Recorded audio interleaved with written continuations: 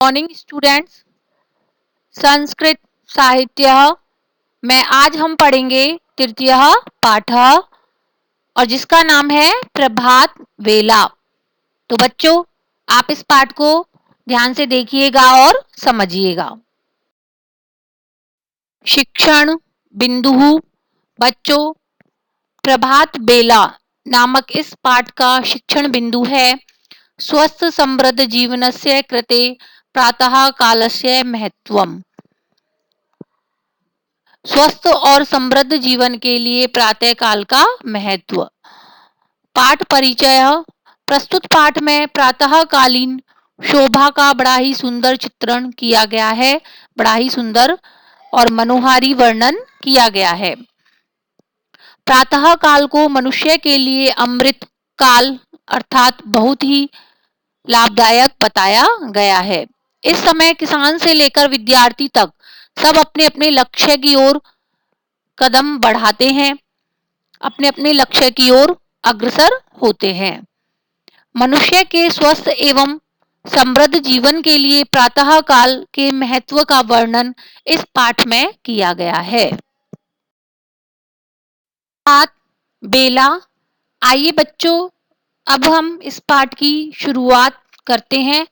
मूल पाठः शब्दार्थः हिंदी अनुवादः च।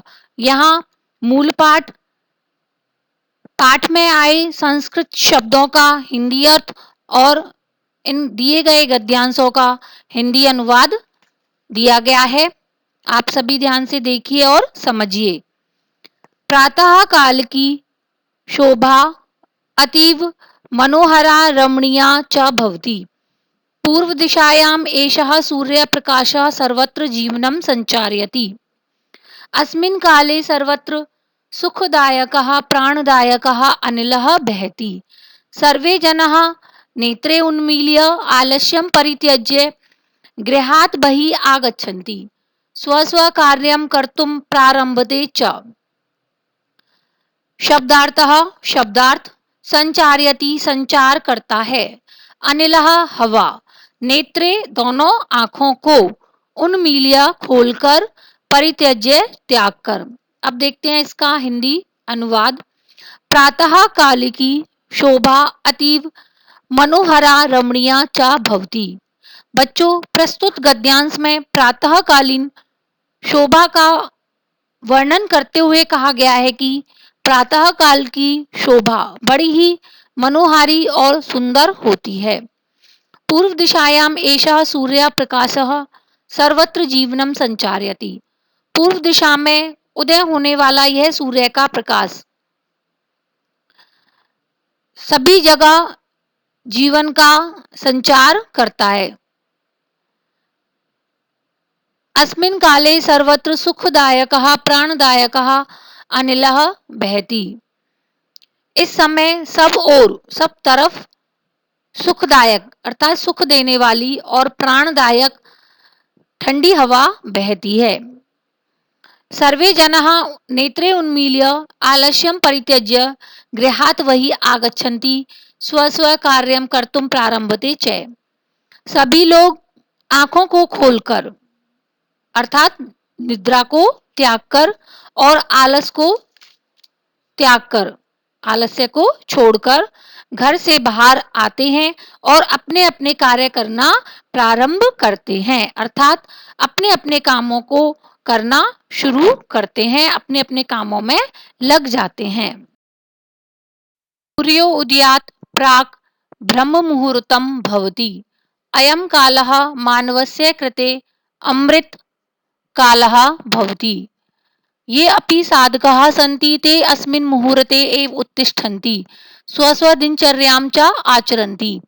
साधकाः साधनां कुर्वन्ति, याज्ञिकाः यज्ञं कुर्वन्ति, मुनिः ऋषयः च मन्त्रपाठं कुर्वन्ति, ब्रह्मचारिणः छात्राः च स्वाध्यायं कुर्वन्ति। येषां जीवनं तपस्या युक्तं भवति ते सर्वे ब्रह्म मुहूर्ते उत्तिष्ठन्ति। ये जनाः अस्मिन् मुहूर्ते ब्रह्मणं व्यायामं स्वाध्यायं च कुर्वन्ति तेषां शरीरं स्वस्थं बुद्धिः प्रखरा च भवति। अस्मिन् मुहूर्ते दिनकरस्य अरुणवर्णः भवति। अरुणवर्णः प्रसन्नतायाः सूचकः भवति। अब देखिए इसके शब्दार्थ। प्राक पहले, प्रखरा तेज, दिनकरस्य सूर्य का, अरुणवर्णः लाल रंग। हिंदी अनुवाद, हिंदी अर्थ। सूर्योदयात् प्राक ब्रह्म मुहूर्तम भवति। सूर्योदय से पहले ब्रह्म मुहूर्त होता है। अयम कालः मानवस्य कृते अमृत कालः भवति। यह समय मनुष्य के लिए अमृत काल होता है, अर्थात जो सूर्योदय से पहले का समय होता है वह मनुष्य के लिए बहुत ही लाभदायक होता है। ये अपि साधकाः सन्ति ते अस्मिन् मुहूर्ते एव उत्तिष्ठन्ति स्वस्व दिनचर्यां च आचरन्ति। जो भी साधक हैं वे सब इसी मुहूर्त में उठते हैं और अपनी अपनी दिनचर्या में लग जाते हैं, अपने अपने कामों में लग जाते हैं। साधकाः साधनां कुर्वन्ति, साधक साधना करते हैं। याज्ञिकाः यज्ञं कुर्वन्ति, यज्ञ करने वाले याज्ञिक यज्ञ करते हैं, हवन करते हैं, पूजा पाठ करते हैं। मुनिया ऋषिया च मंत्र पाठम कुर्वन्ति। ऋषि और मुनि मंत्र पाठ करते हैं, मंत्रों का जाप करते हैं। ब्रह्मचारिणः छात्राः च स्वाध्यायम कुर्वन्ति। ब्रह्मचारी और छात्र स्वाध्याय करते हैं, अर्थात वेदों का अध्ययन करते हैं, अपने विषयों का अध्ययन करते हैं। येषां जीवनं तपस्या युक्तं भवति ते सर्वे ब्रह्म मुहूर्ते उत्तिष्ठन्ति। जिनका जीवन तपस्या युक्त होता है वे सभी ब्रह्म मुहूर्त में उठते हैं, अर्थात सूर्य उदय से पहले उठते हैं। ये जनः अस्मिन् मुहूर्ते ब्रह्मणं व्यायामं स्वाध्यायं च कुर्वन्ति तेषां शरीरं स्वस्थं बुद्धि प्रखरा च भवति। जो लोग इस मुहूर्त में अर्थात ब्रह्म मुहूर्त में भ्रमण, व्यायाम और स्वाध्याय करते हैं उनका शरीर स्वस्थ और बुद्धि तेज होती है, बुद्धि प्रखर होती है। अस्मिन् मुहूर्ते दिनकरस्य अरुण वर्णः भवति। इस मुहूर्त में सूर्य का रंग लाल होता है। अरुण वर्णः प्रसन्नतायाः सूचकः भवति। लाल रंग प्रसन्नता का अर्थात खुशी का सूचक होता है। भास्करस्य अरुण वर्णेन पूर्व दिशा अरुणायते तदा चंद्रस्य कांतिः शनैः शनैः क्षीयते। प्रभातं तु उन्नतेः प्रतीकः, अतः सर्वे चर अचर जीवाः उत्थाय उन्नति पथे अग्रसराः भवन्ति। सरोवरे रवे रश्मिभिः कमलानि विकसन्ति। ब्रह्मराः तत्र आगत्य मधुरस्पानं कुर्वन्ति। खगाः नीडात् बहिः आगत्य भोजनाय आकाशे उत्पतन्ति। कृषकाः वृषभैः सह क्षेत्रं प्रति गच्छन्ति। शब्दार्थः शब्दार्थ भास्करस्य सूर्य का, कांतिः प्रकाश, क्षीयते कम होता है, उन्नतेः उन्नति का, रवे सूर्य की, रश्मि भी किरणों से, भ्रमराः भौरे, नीडात घोंसले से, उत्पतंती उड़ते हैं, वृषभैः सह बैलों के साथ। हिंदी अनुवाद। यदा भास्करस्य अरुणवर्णेन पूर्व दिशा अरुणायते तदा चंद्रस्य कांतिः शनैः शनैः क्षीयते। बच्चों, प्रस्तुत गद्यांश में बताया गया है कि जब सूर्य के लाल रंग से पूर्व दिशा में लालिमा छा जाती है, अर्थात पूर्व दिशा में लालिमा हो जाती है, तब चंद्रमा का प्रकाश धीरे धीरे क्षीण हो जाता है, धीरे धीरे कम हो जाता है, अर्थात चंद्रमा की जो कांति होती है, जो चमक होती है, वो धीरे धीरे कम हो जाती है। प्रभातम तु उन्नतेः प्रतीकः। प्रभात अर्थात प्रातः काल, सुबह उन्नति का प्रतीक है। अतः सर्वे चर अचर जीवाः उत्थाय उन्नति पथे अग्रसराः भवन्ति। इसलिए सभी चर अचर जीव उठकर उन्नति के पथ पर अग्रसर होते हैं, उन्नति के मार्ग की ओर बढ़ते हैं। सरोवरे रवे रश्मि भी कमलानी विकसंती। तालाब में सूर्य की किरणों से कमल के फूल खिलते हैं। ब्रह्मराः तत्र आगत्य मधुरस्पानं कुर्वन्ति। और भौरे वहां आकर मधुर रस का पान करते हैं, अर्थात भौरे उन कमल के फूलों पर आकर उनके ऊपर मंडराते हैं और उनके मधुर रस का पान करते हैं। खगः नीडात् बहिः आगत्य भोजनाय आकाशे उत्पतन्ति। पक्षी घोंसले से बाहर निकलकर भोजन के लिए आकाश में उड़ते हैं। कृषकः वृषभैः सह क्षेत्रं प्रति गच्छन्ति।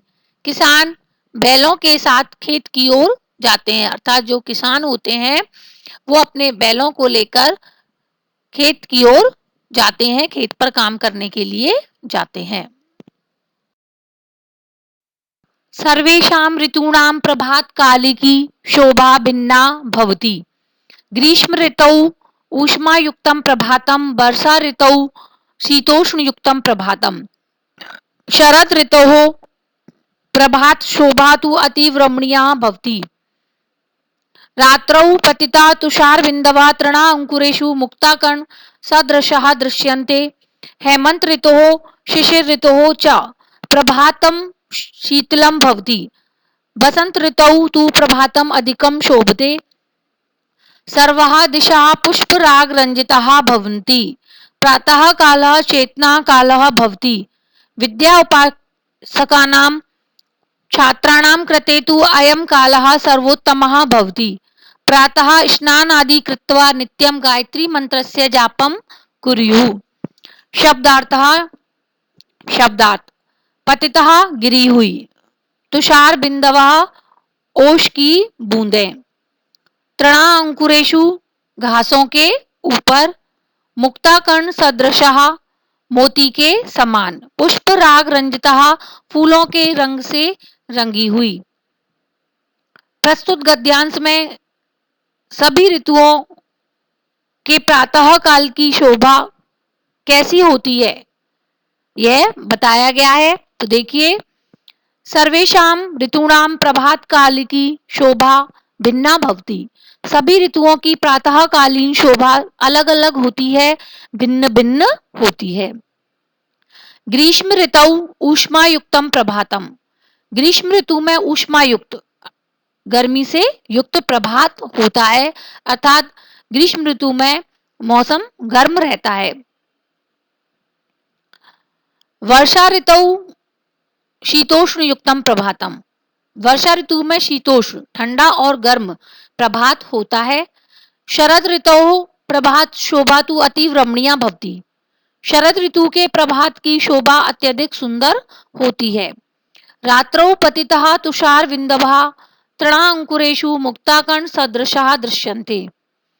रात में गिरी हुई ओश की बूंदें घासों के ऊपर मोती के समान दिखाई देती हैं। अर्थात जब रात्रि में घास के ऊपर ओस की बूंदें गिरती हैं तो वो ऐसे चमकती हैं जैसे मोती हो और वो मोती के समान दिखाई देती हैं। हेमंत ऋतु शिशिर ऋतु च प्रभातम शीतलम भवति। हेमंत ऋतु और शिशिर ऋतु का प्रभात शीतल होता है, ठंडा होता है। बसंत ऋतु तु प्रभातम अधिकम शोभते। बसंत ऋतु में तो प्रभात अत्यधिक शोभा पाता है। सर्वाः दिशाः पुष्प राग रंजिताः भवन्ति। सभी दिशाएं फूलों के रंग से रंगी हुई होती हैं। प्रातः कालः चेतना कालः भवति। प्रातः काल चेतना काल होता है। विद्या उपासकानां छात्राणां कृते तु अयं कालः सर्वोत्तमः भवति। विद्या के उपासक छात्रों के लिए अर्थात विद्या अर्जन करने वाले विद्यार्थियों के लिए तो यह काल सबसे श्रेष्ठ होता है, सबसे अच्छा होता है। प्रातः स्नान आदि कृत्वा नित्यम गायत्री मंत्रस्य जापम कुर्युः। सुबह उठकर स्नान आदि करके अर्थात स्नान आदि से निवृत्त होकर प्रतिदिन गायत्री मंत्र का जाप करना चाहिए। बच्चों, यहाँ ये चैप्टर कंप्लीट होता है। उम्मीद है आपको यह लेसन समझ में आ गया होगा। आप इसे बार बार पढ़िएगा, इसका हिंदी अर्थ करके देखिएगा। एक बात और, यहाँ इनमें जितने भी शब्दार्थ दिए गए हैं इन्हें आप अपनी कॉपी में लिखिएगा और याद भी करिएगा। अभ्यास कार्याणि अभ्यास कार्य। फर्स्ट, अधोलिखित प्रश्नानाम उत्तराणि आम अथवा न पदेन लिखत।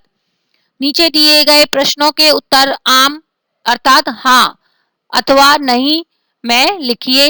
इसमें सबसे पहला है किम प्रातः काले सुखदायक वायु सर्वत्र बहती। क्या प्रातः काल सुख देने वाली वायु सभी जगह बहती है? और इसका आंसर है बच्चों आम, हाँ। सेकंड, किम सूर्योदयात प्राक ब्रह्म मुहूर्तम भवति। क्या सूर्य उदय से पहले ब्रह्म मुहूर्त होता है? इसका आंसर है आम।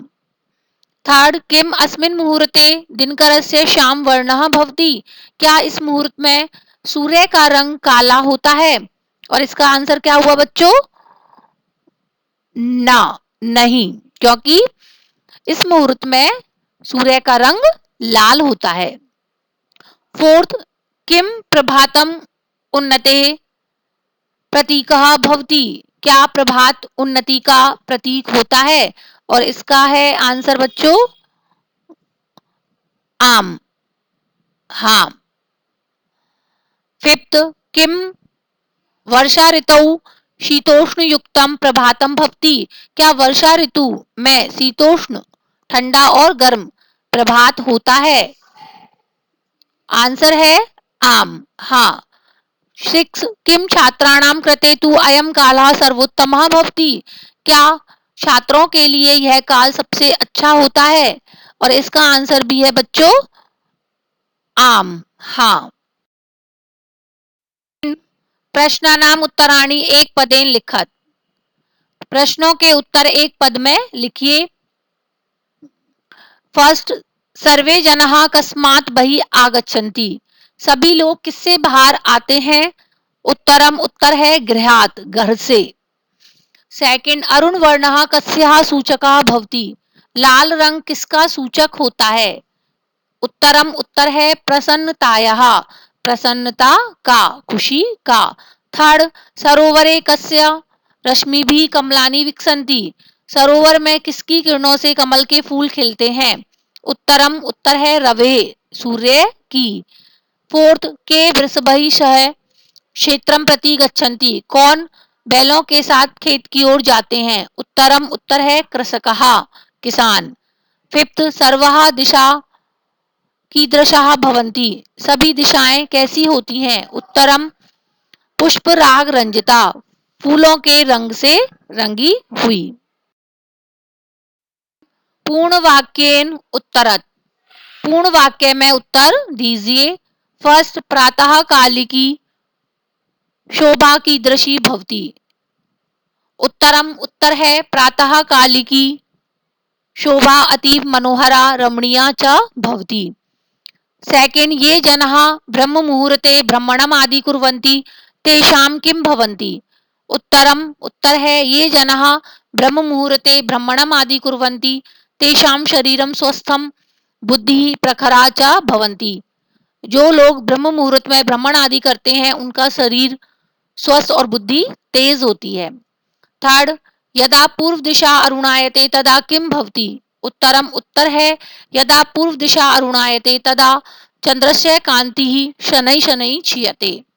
फोर्थ, शरद ऋतोः प्रभात शोभा कीदृशी भवति। उत्तरम उत्तर है शरद ऋतोः प्रभात शोभा अतीव रमणीयः भवति।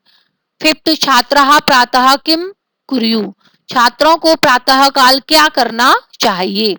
उत्तरम उत्तर है छात्राः प्रातः गायत्री मंत्रस्य जापम कुर्युः। छात्रों को प्रातः काल गायत्री मंत्र का जाप करना चाहिए। 4, रेखांकितानि पदानि आधृत्य प्रश्न निर्माणम कुरुत। रेखांकित पदों के आधार पर प्रश्न निर्माण कीजिए। बच्चों, आप एक बात और ध्यान रखिएगा कि जब हम प्रश्न निर्माण करते हैं, प्रश्न बनाते हैं, तब वाक्य के अंत में प्रश्नवाचक चिन्ह जरूर लगाते हैं। फर्स्ट, सर्वे जनः नेत्रे उन्मील्य गृहात् बहिः आगच्छन्ति। सभी लोग आंखों को खोलकर घर से बाहर आते हैं। उत्तरम इसका उत्तर है प्रश्न बनाने के लिए सर्वे जनाः के उन्मील्य गृहात् बहिः आगच्छन्ति। सभी लोग किनको खोलकर घर से बाहर आते हैं। यहाँ देखिए नेत्रे के स्थान पर के प्रश्नवाचक शब्द है और वाक्य के अंत में प्रश्नवाचक चिन्ह भी लगा हुआ है। इसी प्रकार बच्चों आपको करना है। सेकंड, साधकः साधनां कुर्वन्ति। साधक साधना करते हैं। उत्तरम उत्तर है के साधनां कुर्वन्ति, कौन साधना करते हैं। थर्ड, ऋषयः मुनयः च मंत्र पाठम कुर्वन्ति। ऋषि और मुनि मंत्र पाठ करते हैं। उत्तरम उत्तर है ऋषयः मुनयः च किम कुर्वन्ति। ऋषि और मुनि क्या करते हैं। फोर्थ, खगः नीडात् बहिः आगत्य भोजनाय गच्छन्ति। पक्षी घोंसले से बाहर आकर भोजन के लिए जाते हैं। उत्तरम उत्तर है खगः कस्मात् बहिः आगत्य भोजनाय गच्छन्ति। पक्षी किससे बाहर आकर भोजन के लिए जाते हैं। फिफ्थ, छात्राणां कृते अयं कालः सर्वोत्तमः भवति। उत्तरम उत्तर है प्रश्न बनाने के लिए छात्राणाम कृते अयम कालः कीदृशः भवति। छात्रों के लिए यह समय कैसा होता है। इस प्रकार बच्चों आपको समझ में आया कि यहाँ पर मैंने किस प्रकार से प्रश्न निर्माण किया है। आपको भी इसी प्रकार अपनी कॉपी में करना है और यहाँ आगे जितने भी प्रश्न उत्तर दिए गए थे उन्हें भी आपको कॉपी में करना है और इन्हें साथ के साथ याद भी करना है। फिफ्थ, कोष्टकात् उचित पदम चित्वा रिक्त स्थानानि पूरयत। कोष्टक में से उचित पद चुनकर रिक्त स्थानों की पूर्ति कीजिए। बच्चों आप यहाँ कुछ वाक्य देख रहे हो, इनमें रिक्त स्थान दिए गए हैं। आपको इन रिक्त स्थानों में कोष्टक में दिए गए शब्दों में से सही शब्द चुनकर लिखना है, इन रिक्त स्थानों की पूर्ति करनी है और इस प्रश्न का आंसर आपको स्वयं करना है। इसलिए अच्छी प्रकार से सोचिए, समझिए और इसके बाद इसका आंसर लिखिएगा।